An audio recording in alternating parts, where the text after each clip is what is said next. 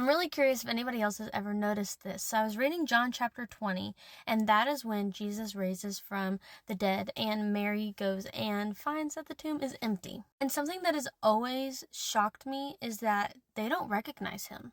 Like when Mary first notices this and first sees Jesus, she doesn't recognize him. And for the longest time, that stumped me, but I feel like there are two reasons for this. So the first reason is that we know that Jesus still had all of his wounds from when he died. For some reason, in all the depictions of this when I was a kid, it only showed the holes in his hands, and it never showed like any of his other injuries, but clearly he would have probably had those as well, which would have made him very hard to recognize. But I don't think that's just it, because I feel like there was also a veil over their eyes until they believed. And I'll explain why. So in chapter 20, verse 11, it says, "Now Mary stood outside the tomb crying.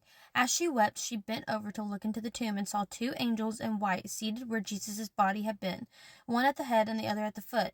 They asked her, 'Woman, why are you crying?' 'They have taken away my Lord,' she said, 'and I don't know where they have put him.' At this, she turned around and saw Jesus standing there, but she did not realize that it was Jesus. He asked her, 'Woman, why are you crying? Who is it you are looking for?'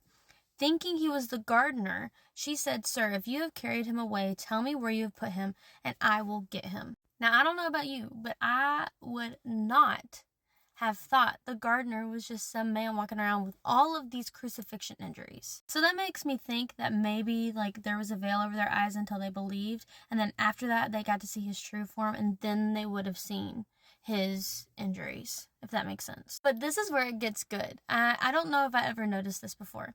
So in verse 16, Jesus said to her, "Mary," and she turned toward him and cried out in Aramaic, "Rabboni," which means teacher. As soon as he called her by name, suddenly the veil was lifted and she knew exactly who he was. And I feel like this is such powerful symbolism for all of us, because when he calls us by name, suddenly we get to know him. It becomes a personal relationship at that point.